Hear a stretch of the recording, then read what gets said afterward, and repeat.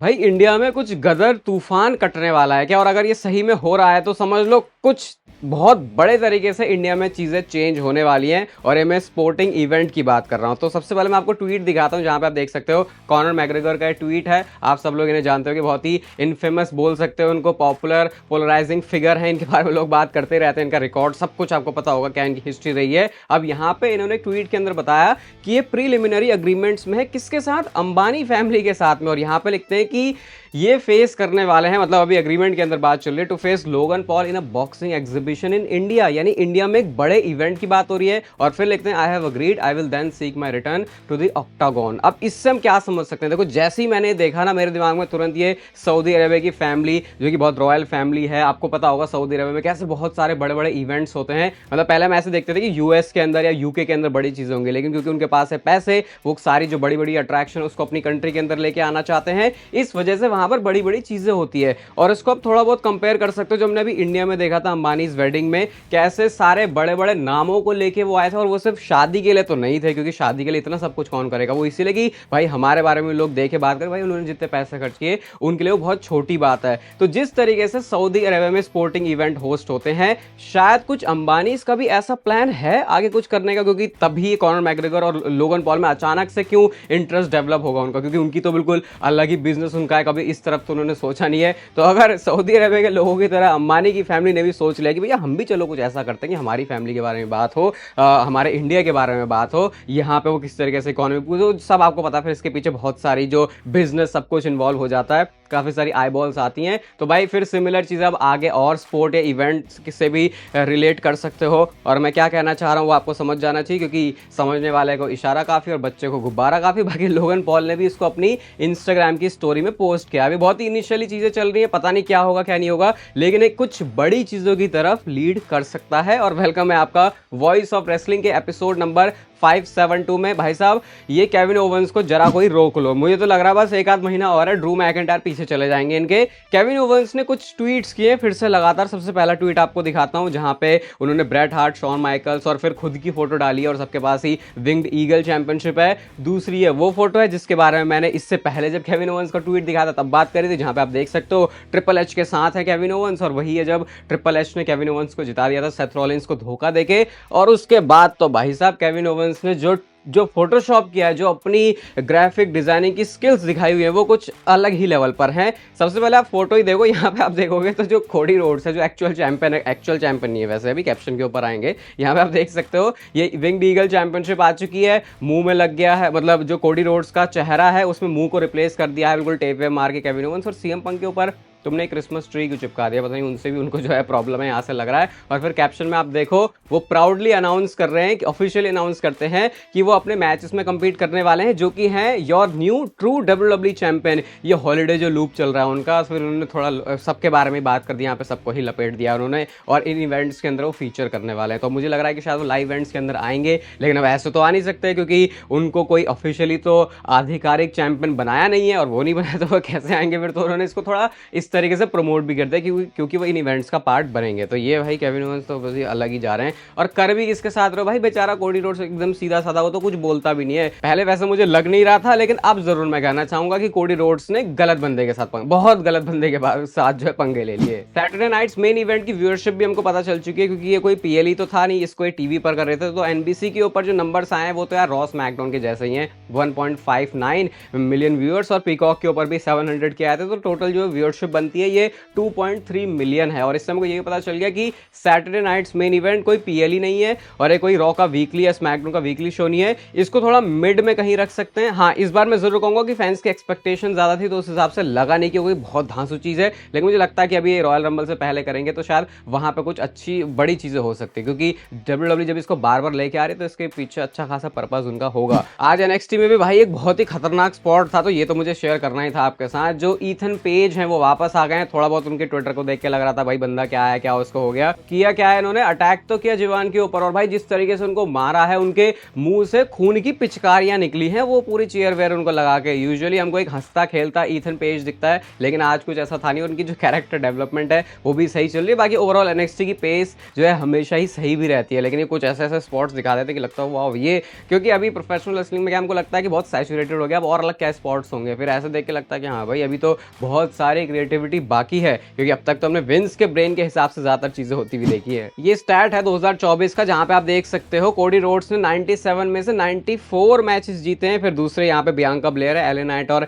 जे उसो, ये सारे लोग हैं। और अगर आप विनिंग परसेंटेज देखोगे तो भाई 97% है कोडी रोड्स का। ये एकदम बिल्कुल एकदम से मेरे को सुपर सीना की याद दिला। सुपर सीना तो वैसे बोलूंगा इससे ही बड़ा था भाई, वो एक भी मैच नहीं हारता था, लेकिन कोडी उसके बाद ही कोई ऐसा बंदा दिखा है जो इतने सारे मैचेस जो जीत रहा है। अब रोमन रेंज को मैं यहाँ पे थोड़ा सा एक्सक्लूड करूंगा इस लिस्ट के साथ में, क्योंकि उन्होंने कभी इतना ज्यादा कंपीट भी नहीं किया। वो लाइव इवेंट में शुरू में आए थे, वैसे बाद में जाकर उन्होंने किया नहीं था, लेकिन एक पूरा अभी जो पूरे महीने गुजारे हैं एटलीस्ट कोडी रोड्स ने लाइव इवेंट्स के अंदर तो बहुत डिफेंसेस किए हैं अपने। टोटल उनके ना 250 दिनों के रेन में 60 डिफेंसेस हैं, जो कि अगेन एक बहुत बड़ा डिबेट करने का मुद्दा है, क्योंकि जब कोडी रोड्स को चैंपियन बनाने के बारे में लोग बोल रहे थे तो यही कह रहे थे कि टेलीवाइज्ड मैचेस के अंदर रोमन रेंज क्यों चैंपियनशिप डिफेंड नहीं करता। लेकिन अब कोडी रोड्स भी थोड़ा थोड़ा ऐसा ही कर रहे हैं, बट मुझे लगता है इसका रीजन है कि ट्रिपल एच चाहते ही हैं कि कोई चैंपियन है वो चैंपियनशिप जब डिफेंड कर रहा है तो उसके ऊपर पूरी वैल्यू आए। बाकी अगर आप लाइव इवेंट पे देखोगे तो भाई 53 टाइम्स उन्होंने चैंपियनशिप को डिफेंड किया है, तो काम करने में कमी नहीं है, लेकिन चैंपियनशिप को कम डिफेंड करना ऐसा शायद ट्रिपल एच सोचते हैं। अब ये क्या बोल दिया भाई कर्ट एंगल ने, बोला कुछ और बताओ से कुछ और दिया।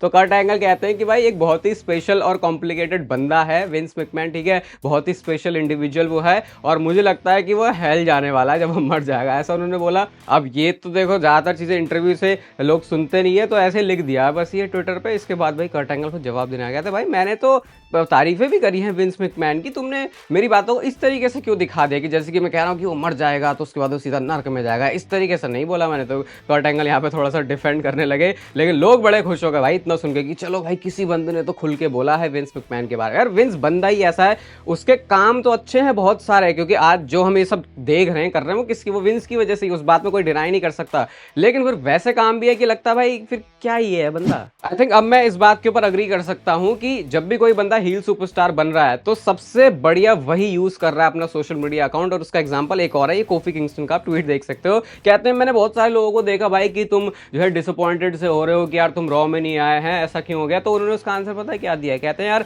रे मिस्टीरियो जो कि लॉकर रूम तुम्हारा लीडर है, उसने ही हमको कपड़े वपड़े नहीं चेंज करने दिए, इसकी वजह से हम काम पे नहीं आ पाए, तो हमें घर ही जाना पड़ गया, तो थैंक यू रे कि हम नहीं आ पाए। तो ये कोफी किंगस्टन का एक्सप्लेनेशन है। और देखो यार इस बात को भी अप्रिशिएट करना कि भले ही कोफी और ये एक्जेवियर वुड्स को टाइम नहीं मिला, लेकिन ऐसा नहीं, उनको टीवी से उड़ा ही दिया था ट्रिपल एच ने। उन्होंने दिखाया था कि भैया ये लॉकर रूम में इनको घुसने का मौका नहीं मिल रहा, और उसको भी उन्होंने टीवी पे तो दिखाया एटलीस्ट। तो वो अच्छी प्रोग्रेशन लगी मुझे कि ऐसा नहीं है कि बिल्कुल ही भूल गए, क्योंकि फिर ऐसा क्या होता है जब डब्ल्यूडब्ल्यू खुद ही स्टोर लाइन में ध्यान नहीं दे तो लोगों को लगता है हम क्या ध्यान दे फिर इसमें। ऑफिशियल ग्राफिक आ गया है सेथ रॉलिंस और सीएम पंक के मैच का, और यहाँ पे आप मंडे नाइट रॉ का नया लोगो भी देख सकते हो। ये कल परसों रिवील कर दिया गया था, और वैसे तो बहुत पहले हमने देख भी लिया था, क्योंकि ये पहले जो चीजें वो लीक हो जाती हैं। इस मैच के बारे में पूरी डिस्कशन करी हमने कल रात वाले जो पॉडकास्ट डाला था उसमें, उसको जाके सुनना भाई, बहुत सारी आपको इंटरेस्टिंग चीजें पता चलेंगी। और अब भाई ज्यादा दूर हम दिन है नहीं, 20 से भी कम दिनों का समय है जब मंडे नाइट रॉ और नेटफ्लिक्स हो जाएगा। ये सारी बातें तो हम सब लोगों को याद हैं कि ड्रू मैकिंटायर अगर आज चैंपियन नहीं है या उनके नाम के आगे क्लैश एट द कैसल में विक्ट्री का वो ठप्पा नहीं लगा, तो उसके पीछे बहुत बड़ा नाम सोलो सिकोवा का है। लेकिन एक चीज हम बहुत सारे फैंस भूल रहे हैं, और वो ये है कि सोलो सिकोवा ने जो स्पाइक मारा था कोडी रोड्स को, उस चीज ने कैसे हेल्प करी थी ड्रू मैकिंटायर की कि वो कोडी रोड्स को पिन करें ऑन मंडे नाइट रॉ। तो यहाँ पे ऐसे भी कहानी है कि यार ऐसा इस तरीके से मत देखो इस चीज को कि ड्रू को सोलो से प्रॉब्लम है या सोलो को ड्रू से ही प्रॉब्लम है। यहाँ पे इनके बीच में कुछ अच्छी चीज भी हुई है। और भाई ये कल वाली वीडियो में कमेंट था और इसे मैं मेंशन फीचर ना करूं ऐसा तो हो ही नहीं सकता था। चलो अब यहाँ से एक उस राइड में चलते हैं जो कि हमको लेके जाएगा इस रॉयल रंबल, इस नेटफ्लिक्स से पूरी रेसलमेनिया तक। तो पहले देसी हिप हॉप का एक कमेंट ने लिखा कि Roman Reigns spins Ula Solo clean then claim his Ula Fala, यानी नेटफ्लिक्स में वो जीत गए। उसके बाद रॉक का म्यूजिक हिट होगा और वो साइन करेंगे रोमन रेंज की तरफ, लेकिन उसी मौके पर रोमन रेंज के ऊपर अटैक हो जाएगा ड्रू मैकिंटायर से।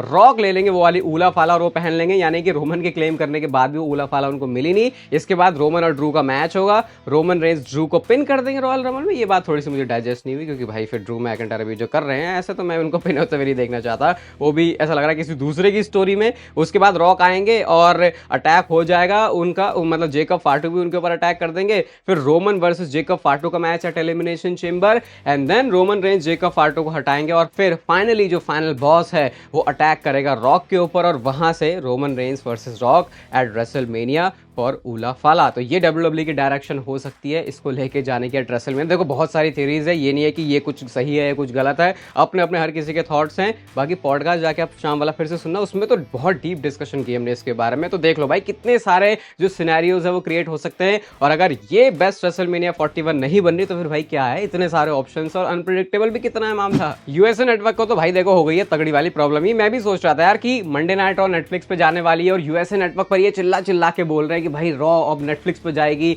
सेथ रॉलिंस और सीएम पंक का मैच ये एडवर्टाइज कर रहे हैं। समझने वाली बात ही है ना कि थोड़ा सा अजीब तो लगेगा यूएसए नेटवर्क को। तो उन्होंने ये चीज भी करी कि बैक स्टेज जब कैथी कैली ने बोला कि रॉ प्रीमियर करेगी और नेटफ्लिक्स, तो उस वाली चीज को उन्होंने म्यूट कर दिया था। तो इस लेवल पे उनको बुरा लग रहा है इस चीज का, ये थोड़ा सा समझ के बाहर है। बाकी सुन तो मैं ये भी रहा हूँ कि AEW की जो प्रोग्रामिंग है वो आने वाली है यूएसए नेटवर्क के ऊपर। मतलब कि अब सोचो अगर ऐसा है तो स्मैकडाउन के साथ साथ AEW के शो भी यूएसए नेटवर्क पे होंगे, तो वो एक फिर अलग ही वॉर और कह सकते हो वो पंगा और AEW वर्सेस WWE वाली सिचुएशन शायद क्रिएट हो सकती है यहाँ। अच्छा एक अंदर की बात अब मैं आपको बताता हूँ, जो हमने रेसलमेनिया 40 में देखा था कि पूरा WWE के सारे लेजेंड्स का तांता लग गया था वहां पे जब अंडरटेकर भी आए थे। तो ट्रिपल एच ने बताया कि कैसे भाई उनके धागे खुल गए थे अंडरटेकर को मनवाने में कि भैया आ जाओ तुम रेसलमेनिया में रॉक को मारने के लिए। वो कहते हैं कि अंडरटेकर ने मुझे सिंपल बोला था यार कि देख यार मैं रिटायर हो चुका हूँ और मैं उस बात के ऊपर खड़ा रहना चाहता हूँ, मैं नहीं चाह रहा कि मैं दोबारा से आऊँ। वो तो सिर्फ इस वजह से फिर अंडरटेकर ने आने के लिए हाँ बोल दिया कि वो अंडरटेकर गिमिक के साथ नहीं आ रहे थे, क्योंकि वो अंडरटेकर जो रियल लाइफ में वैसा अंडरटेकर आ रहे थे। तो फिर इस बात पर उन्होंने अग्री कर लिया कि ठीक है भाई मैं बोनियार्ड मैच से रिटायर हो गया था, अब मुझे इस तरीके से तो वापस नहीं आना कि वो लगे बिना कि मैं रिटायर हो चुका हूं। लेकिन अब अंडरटेकर ने ऐसा बोला तो क्या इसका मतलब ये है कि अंडरटेकर सही में रिटायर हो चुके हैं और वो कभी एक रेसलिंग मैच नहीं करेंगे? क्योंकि पता नहीं क्यों मुझे तो हमेशा ही ऐसा लगता रहता है कि अंडरटेकर फिर से कोई एक मैच करने आएंगे, क्योंकि अपनी हॉल ऑफ फेम वाली स्पीच में उन्होंने नेवर से नेवर बोला था। वैसे तो वो हमेशा का एक डायलॉग है जो कि WWE सुपरस्टार्स कहीं पे भी चिपका देते हैं। तो ये स्टोरी थी कि कैसे ट्रिपल एच को भी मनवाना पड़ गया कि अंडरटेकर आ जाओ रेसलमेनिया में। यूट्यूब पर रेसल चैटर की इतनी अच्छी ग्रोथ को देखते हुए अब WWE ने खुद भी डिसाइड किया है कि वो स्मैकडाउन को यूट्यूब पे डालेंगे ताकि वहां से उनको अच्छे नंबर्स मिले।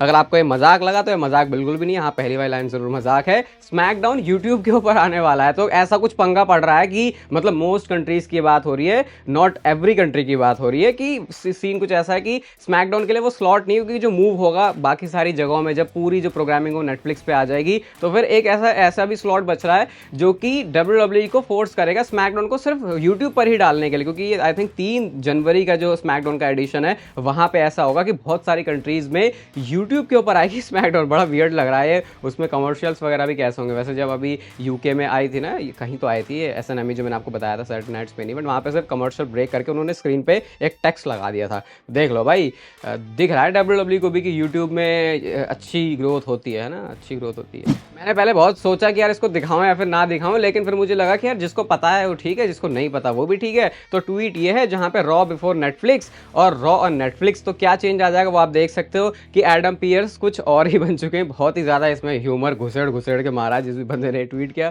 फनी लगा मुझे तो सोचा आपके साथ शेयर कर देता हूँ। बाकी आपको आज की वीडियो अच्छी लगी तो इसे लाइक कर दो, कल पॉडकास्ट भी जाकर जरूर चेकआउट करना, स्क्रीन पर भी आपको दिख रहा होगा, और चैनल को सब्सक्राइब कर दो, और तब तक पे लेते रहो जिंदगी के मजे।